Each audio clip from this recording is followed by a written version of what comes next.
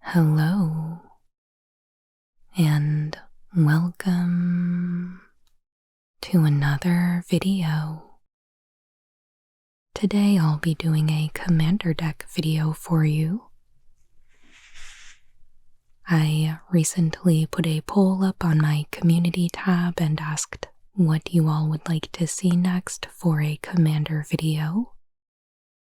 And the winner of that poll was an update on my Progenitus deck, which I am really pleased to be able to share with you. Progenitus was the first commander video that I ever made on this channel, and one of the first videos I ever made overall. So it is pretty rough, and I am really thrilled at the opportunity to be able to give you an update on this. I'll honestly probably take that one down once this one goes up to avoid confusion, since it is kind of outdated now anyway. This deck has definitely seen some updates over the past couple years, though it is still largely the same, in the sense that it is still a 5-color hydra-typal deck that is primarily green. There are still a lot of hydra creatures in here. There are cards that will add or double the number of +1/+1 counters on things. There are cards that will smooth out or double our mana, so that it is possible to cast Progenitus, or so that we can pump a lot of mana into our other hydras. So yeah,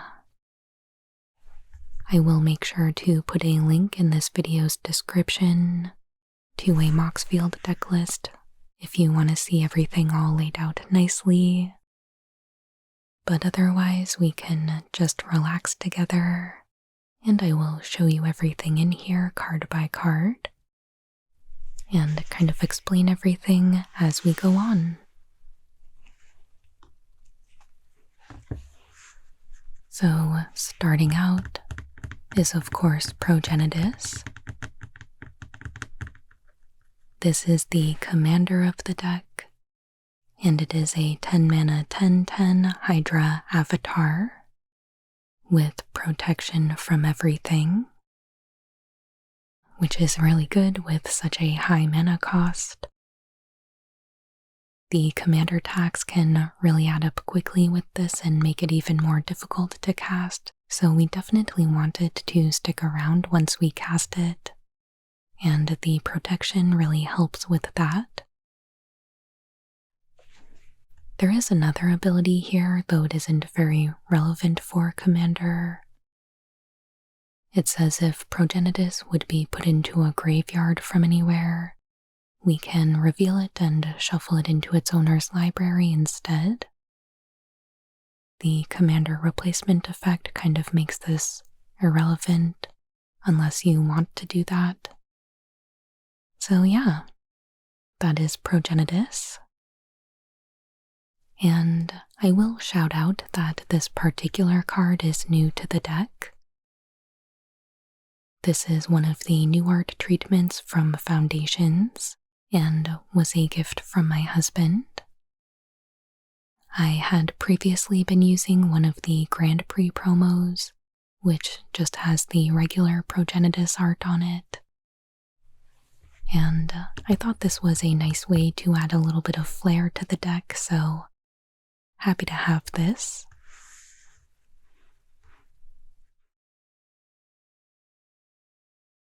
So the first section of cards that we are going to look at here are all of the other hydras that are in the deck.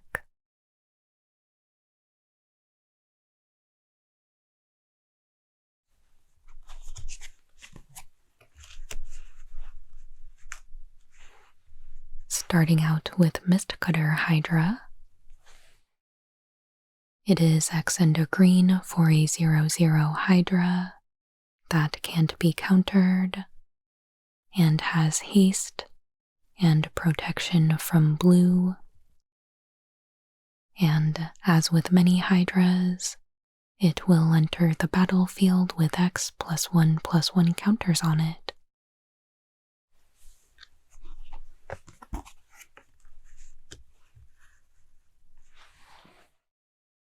Protean Hydra is X and a green for a 0/0 Hydra.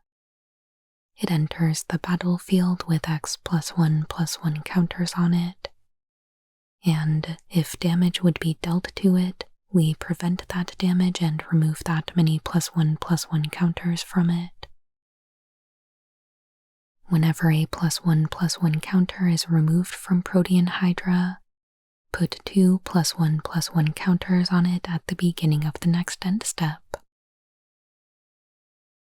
So as long as this creature doesn't die, it'll just keep getting bigger, which I really like.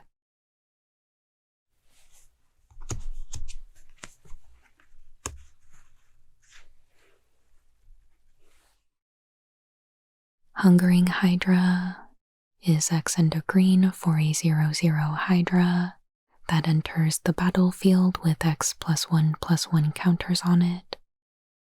It can't be blocked by more than one creature, and whenever it is dealt damage, put that many +1/+1 counters on it.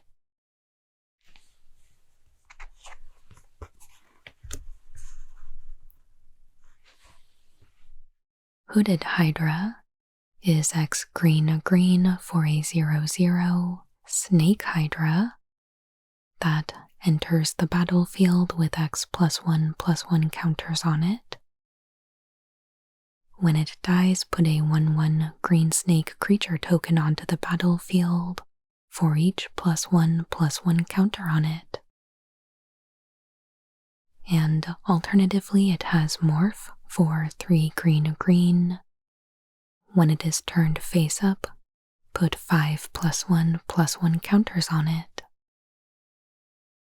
So I really like that this one can create more creatures when it dies.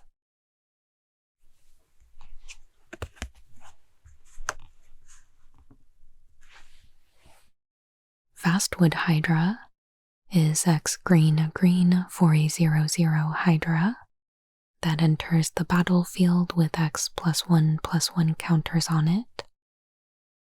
And when it dies, you may distribute a number of +1/+1 counters equal to the number of +1/+1 counters on Vastwood Hydra among any number of creatures you control.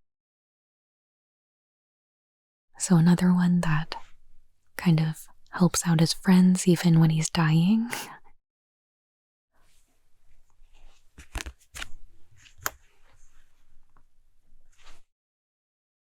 Primordial Hydra is X green for a 0/0 Hydra that enters the battlefield with X+1/+1 counters on it.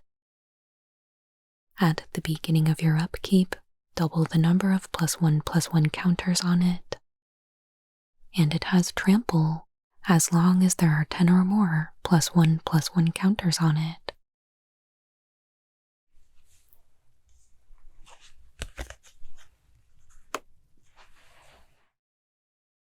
Voracious Hydra is X green for a 0/1 Hydra that has Trample and enters the battlefield with X+1/+1 counters on it. And when it enters the battlefield, you can either double the number of +1/+1 counters on it, or have it fight a creature you don't control.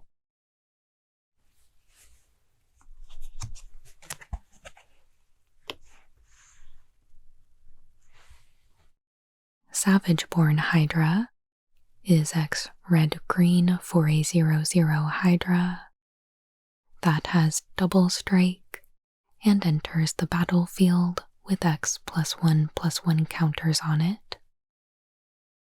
And then for 1 and either a red or a green, put a +1/+1 counter on it at sorcery speed.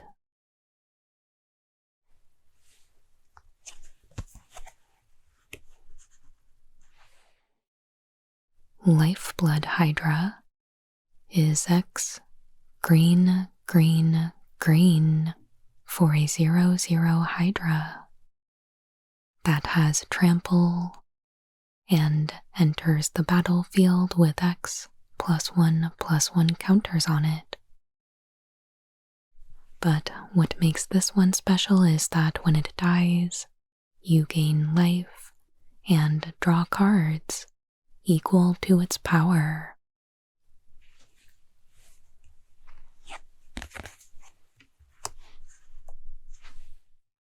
Mossborn Hydra is 2 and a green for a 0/0 elemental Hydra with trample and enters the battlefield with a single +1/+1 counter, but has a landfall trigger that will double the number of +1/+1 counters on it.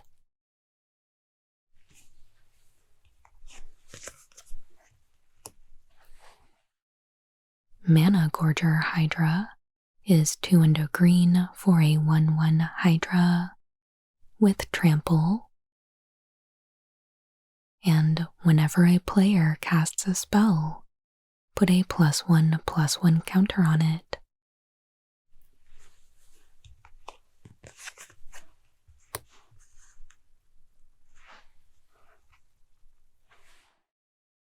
So our double-sided Hydra is Polukranos Reborn.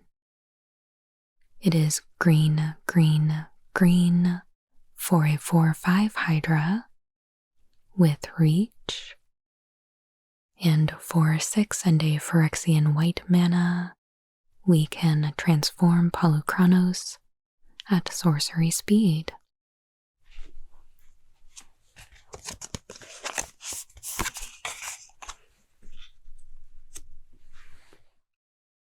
And it becomes Polukranos, Engine of Ruin, which is a 6/6 Phyrexian Hydra with reach and lifelink. And then whenever this or another non-token Hydra you control dies, you get 2/3/3 green and white Phyrexian Hydra creature tokens, one of which has reach, and the other will have lifelink.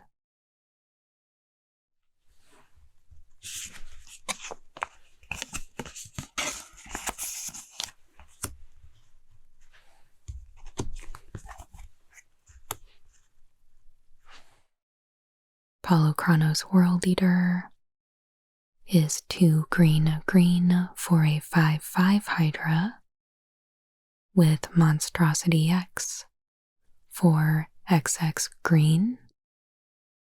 Whenever it becomes monstrous, it deals X damage divided as you choose among any number of your opponent's creatures, and those creatures will deal damage equal to their power to Polukranos.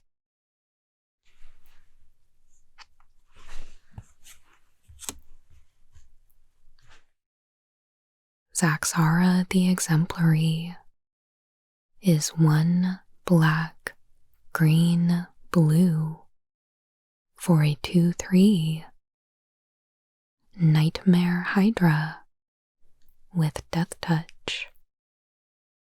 You can tap it to add 2 mana of any one color, and whenever you cast a spell with X in its mana cost, create a 0/0 green Hydra creature token with X +1/+1 counters on it.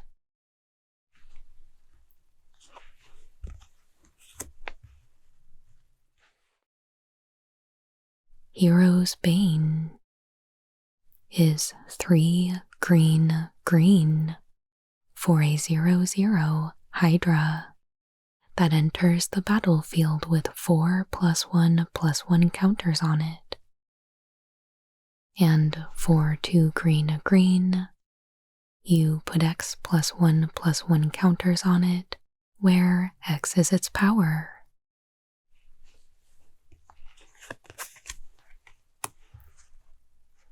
Probably my all-time favorite Hydra is Colonian Hydra.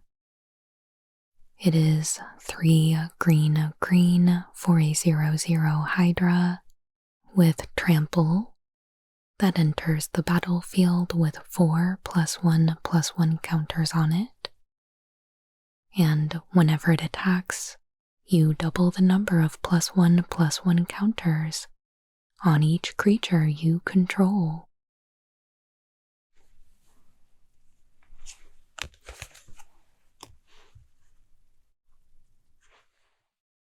Whip-Tongue Hydra is 5 green for a 4/4 Lizard Hydra with reach. When Whip-Tongue Hydra enters the battlefield, destroy all creatures with flying and put a +1/+1 counter on Whip-Tongue Hydra for each creature destroyed this way.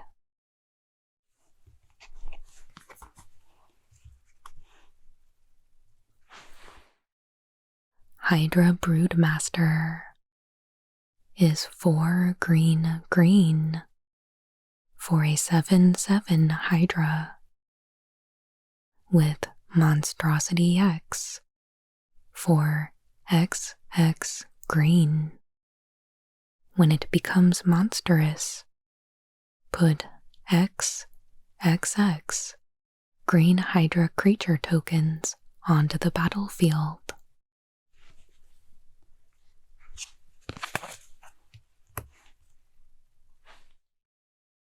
Ovenwald Hydra, 4 green green for a star Hydra with reach. Its power and toughness are each equal to the number of lands you control, and when Ovenwald Hydra enters the battlefield, you may search your library for a land card, put it onto the battlefield tapped, then shuffle.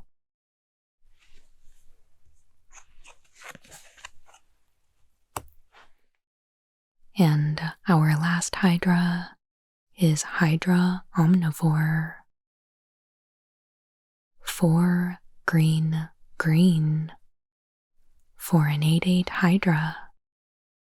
Whenever it deals combat damage to an opponent, it deals that much damage to each other opponent.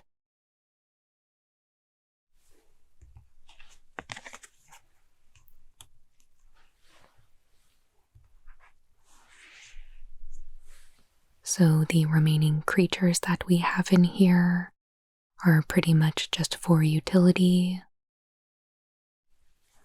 We've got Sakura Tribe Elder, which is 1 and a green for a 1/1 Snake Shaman that we can sacrifice to search for a basic land card, put it into play tapped, and then shuffle.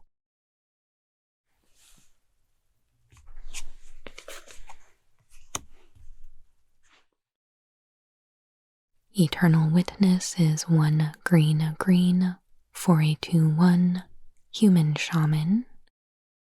When it enters the battlefield, you may return target card from your graveyard to your hand.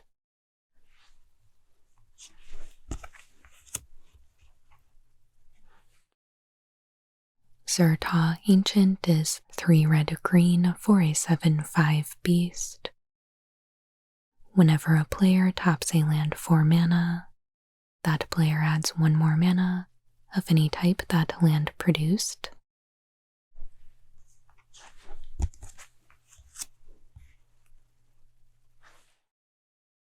Wonder is 3 and a blue for a 2/2 Incarnation with flying.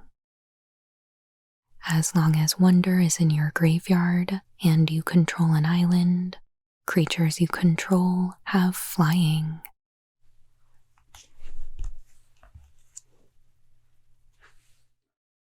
Anger is the same thing, but for haste. It is 3 and a red for a 2/2 Incarnation with haste. As long as Anger is in your graveyard and you control a mountain, creatures you control have haste.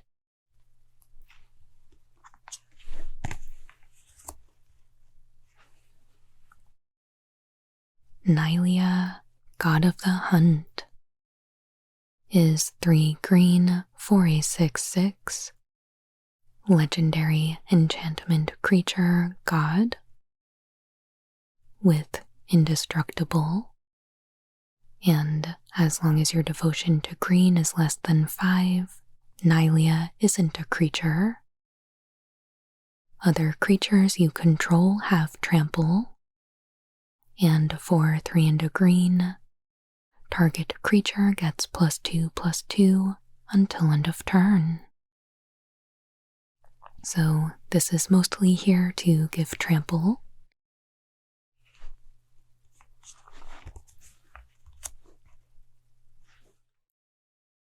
Kodama of the West Tree is 2 and a green for a 3/3 spirit with reach. Modified creatures you control have trample, and whenever a modified creature you control deals combat damage to a player, search your library for a basic land card, put it onto the battlefield tapped, then shuffle. Again, mostly here to give trample, because most of the hydras are going to be modified creatures.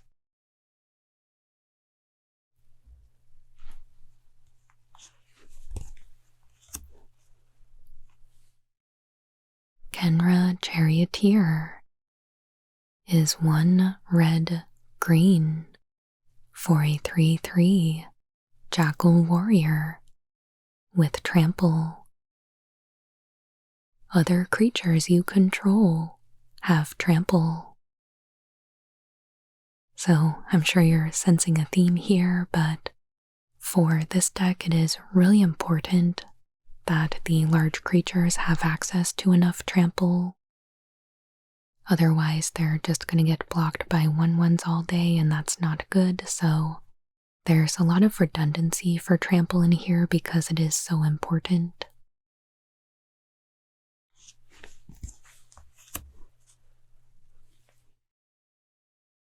Archetype of Endurance is 6 green for a 6/5 boar.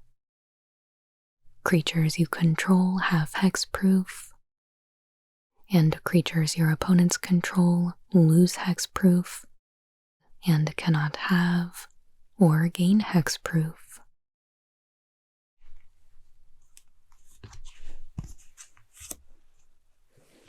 And then our last couple creatures here are just really big. We've got World Spineworm, which is 8 green for a 15/15 worm with trample. When World Spineworm dies, we get 3 5/5 green worm creature tokens with trample, and then World Spineworm gets shuffled back into our library.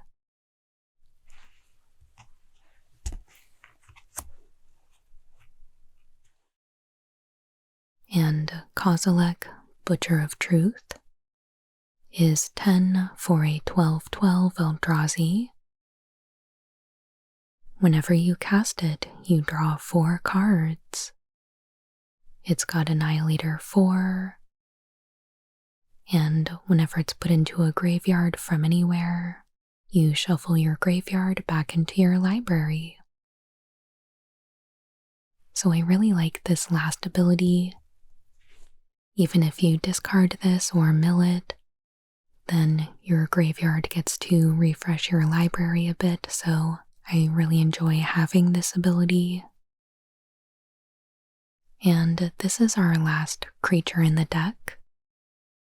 Next up is the instants and sorceries.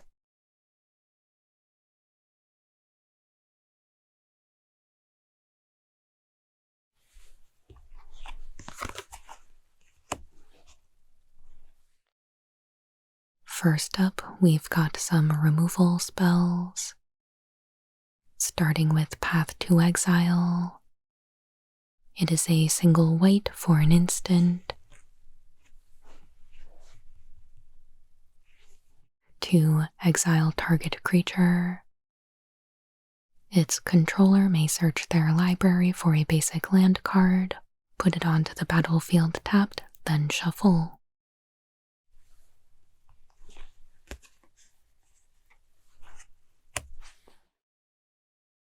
Swords to Plowshares is white for an instant. Exile target creature. Its controller gains life equal to its power.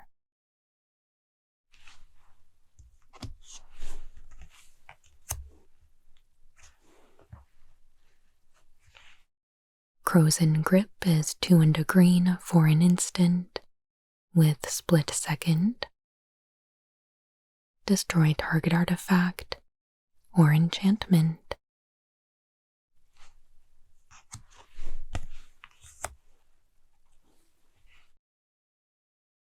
Putrefy is 1 black-green for an instant. Destroy target artifact or creature. It can't be regenerated.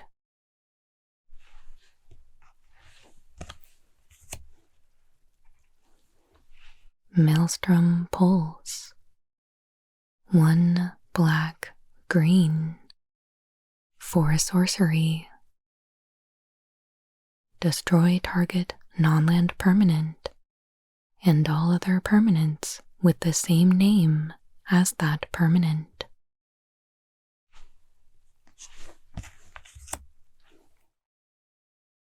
Utter End. 2 white-black for an instant. Exile target non-land permanent.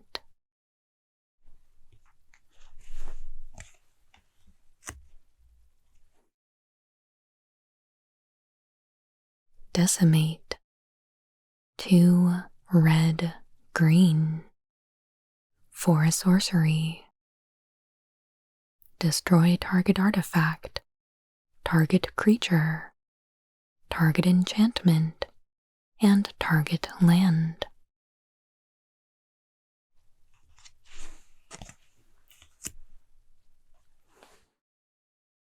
Grab the Reins.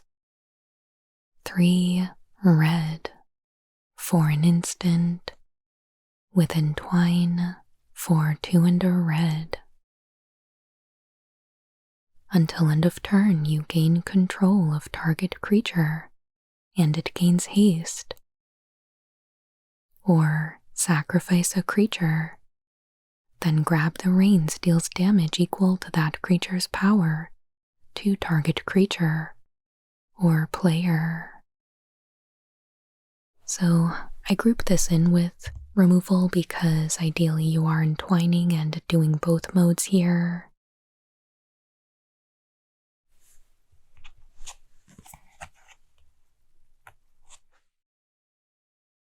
This next bit here is going to be a few tutors, starting with Worldly Tutor, which is green for an instant.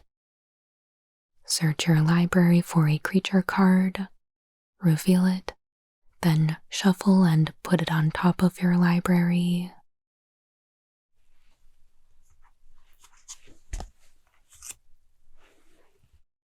Demonic Tutor is 1 and a black for a sorcery. You search your library for any card, put it in your hand, and then shuffle.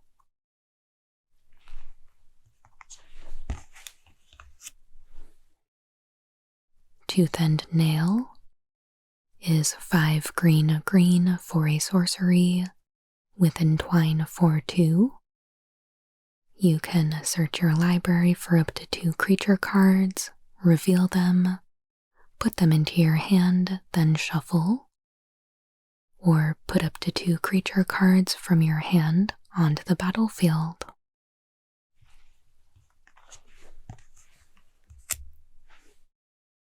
Uncage the Menagerie. X green for a sorcery. Search your library for up to X creature cards with different names that each have converted mana cost X. reveal them, put them into your hand, then shuffle. So this could be a good way to get some hydras into your hand for pretty cheap, since their converted mana costs are often just 1 or 2.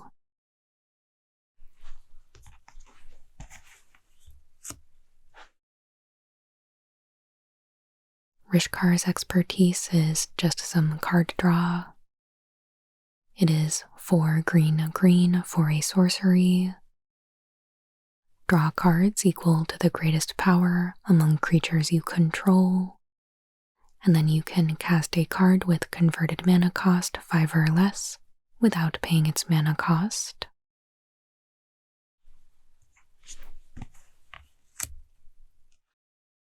Starting our ramp section, we have Farseek. It is 1 and a green for a sorcery. Search your library for a plains, island, swamp, or mountain. Put it onto the battlefield tapped, then shuffle.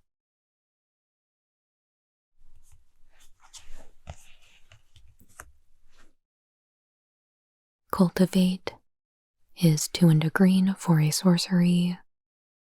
Search your library for up to 2 basic land cards. Reveal them, put 1 onto the battlefield tapped and the other into your hand. Then shuffle.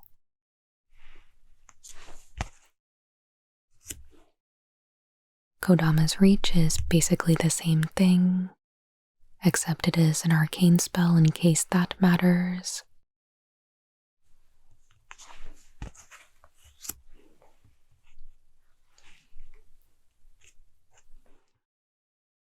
Explosive Vegetation is 3 and a green for a sorcery. Search your library for up to 2 basic land cards. Put them onto the battlefield tapped, then shuffle.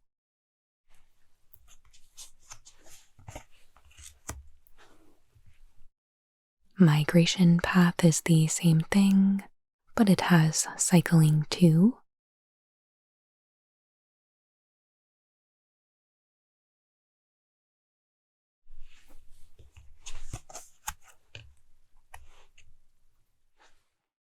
So we've got 2 Planeswalkers in the deck right now. We've got Garruk, Primal Hunter. He is 2 green for a 3 loyalty Planeswalker. His +1 puts a 3/3 green beast creature token onto the battlefield. -3, draw cards equal to the greatest power among creatures you control. This is the main reason that we have this in here.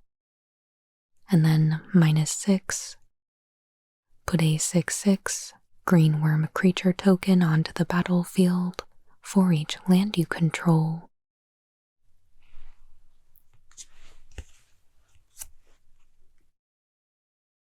And then we've got the Phyrexian Ajani, which is Ajani, Sleeper Agent.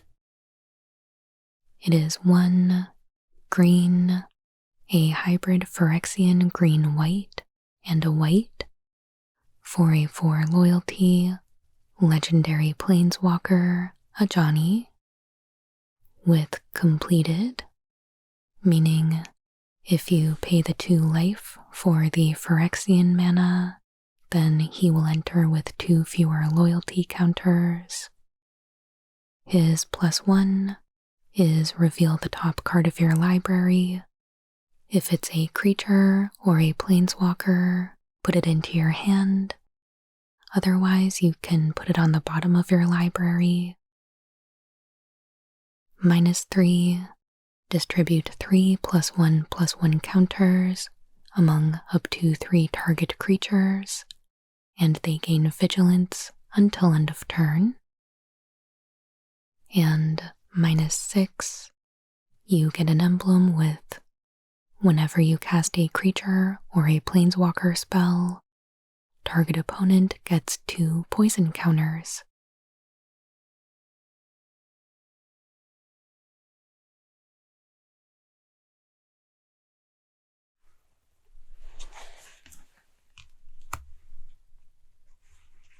Next up, we've got some enchantments, starting with Broker's Ascendancy. It is green, white, blue for an enchantment. At the beginning of your end step, put a +1/+1 counter on each creature you control, and a loyalty counter on each planeswalker you control. So this is definitely very useful for all of those hydras, and especially for the ones that can double the number of counters on them.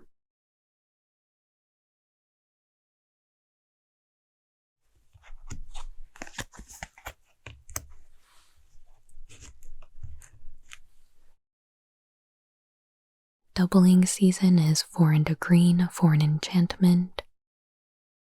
It will double the number of tokens that you create and double the number of counters that you put on your permanents.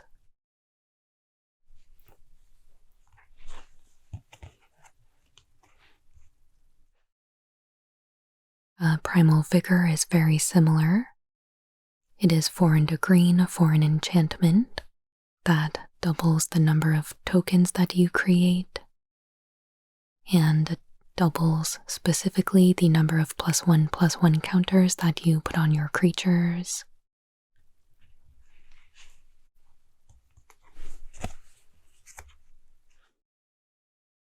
Unbound Flourishing is 2 and a green for an enchantment. Whenever you cast a permanent spell with mana cost that contains X, double the value of X. And whenever you cast an instant or sorcery spell or activate an ability, if that spell's mana value or that ability's activation cost contains X, copy that spell or ability, and you may choose new targets for the copy.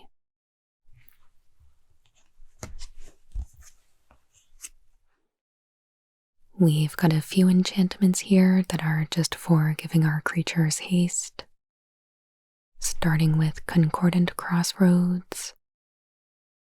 It is green for an enchantment that gives all creatures haste.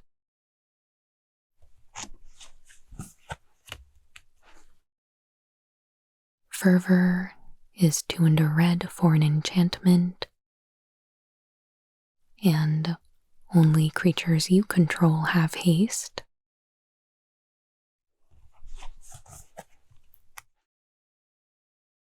Fires of Yavimaya is 1 red-green for an enchantment.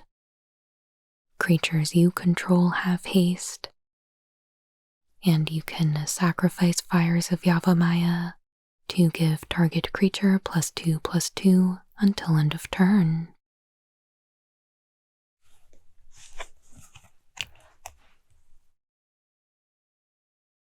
And then starting our kind of mana improvement section, we've got Rites of Flourishing.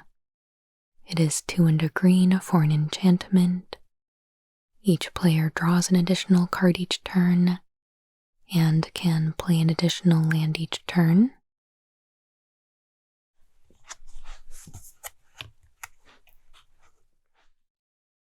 Prismatic Omen is 1 and a green for an enchantment. Lands you control are every basic land type, in addition to their other types. So this one is pretty important for getting the exact mana that we need in order to cast Progenitus.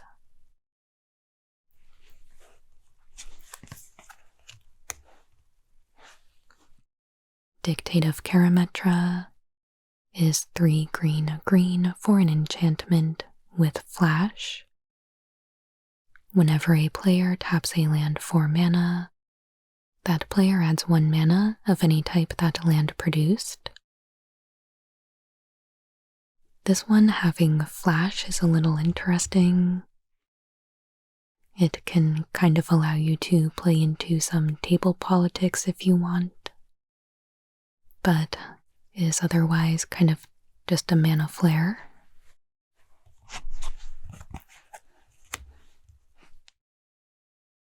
Heartbeat of Spring, kind of the same thing. It is 2 and a green for an enchantment. Whenever a player taps a land for mana, that player adds 1 mana of any type that land produced.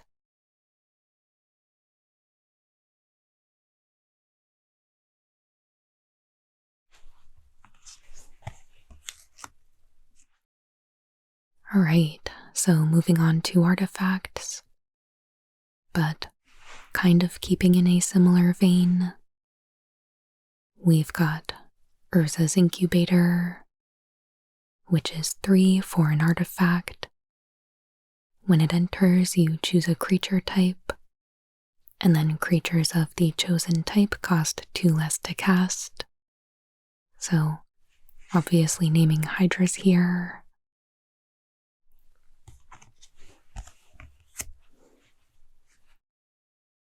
Chromatic Lantern is 3 for an artifact. Lands you control can tap for any color, and Chromatic Lantern itself can tap for 1 mana of any color. And that is all for the artifacts. The remaining portion is all of the lands.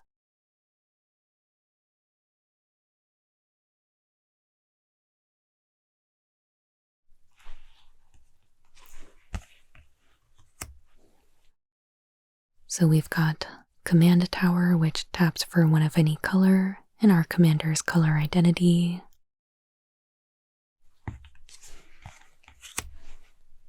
Next, I've got a few of these new Capenna lands that have 3 land types and the cycling ability.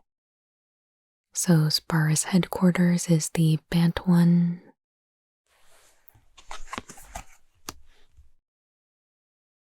Rafine's Tower is the Esper one.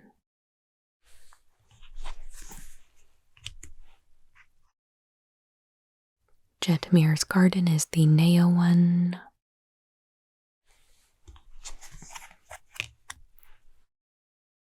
And Xander's Lounge is the Grixis one.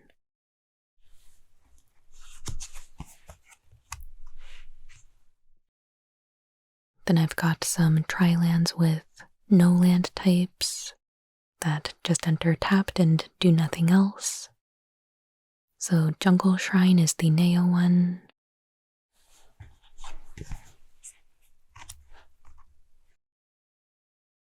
Savage Lands in Jund.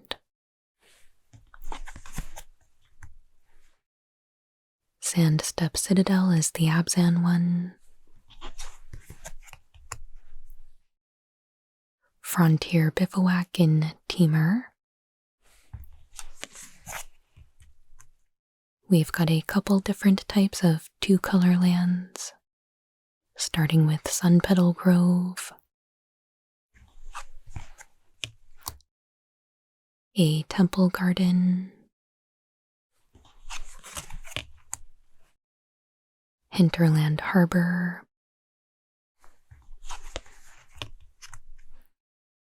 Woodland Cemetery, Rootbound Crag, Stomping Ground,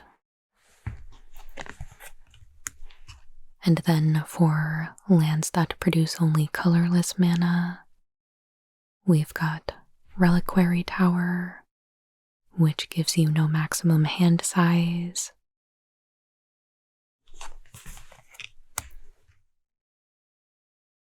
Sunhome Fortress of the Legion has an activated ability that gives a creature double strike until end of turn for 2 red-white tap.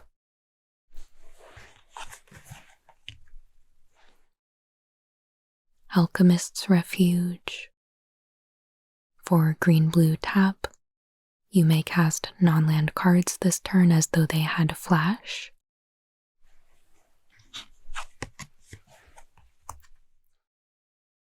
Kessig Wolfrun. Pay X, red-green tap. Target creature gets +X/+0 and gains trample until end of turn.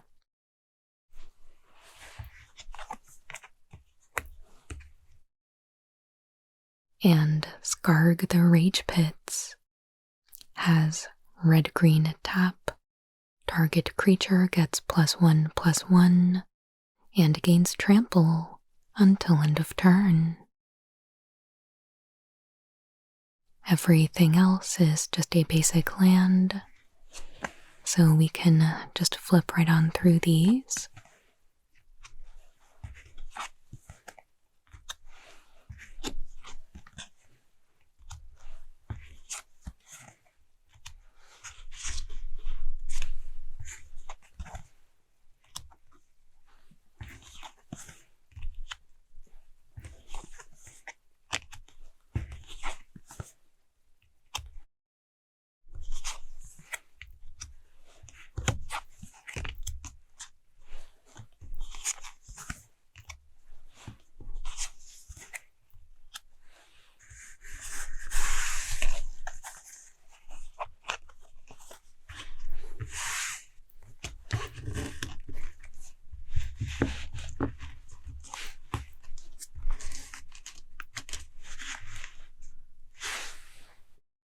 There we have it.